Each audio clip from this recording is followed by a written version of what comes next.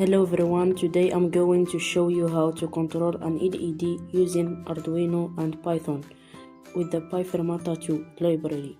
To turn your Arduino board work with Python, watch this video. Subscribe and like the video, and let's go.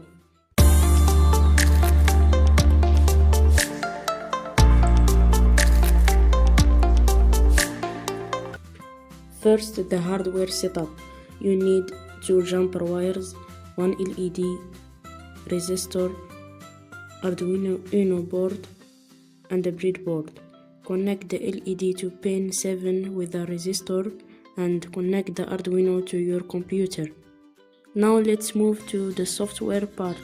Create a new Python file. In the code we define the COM port of the Arduino. The COM here is 5. Then set pin 7 as an output pin. Now you can control the LED using Python. 1 means on, 0 means off. With the time slip you can create a blinking effect.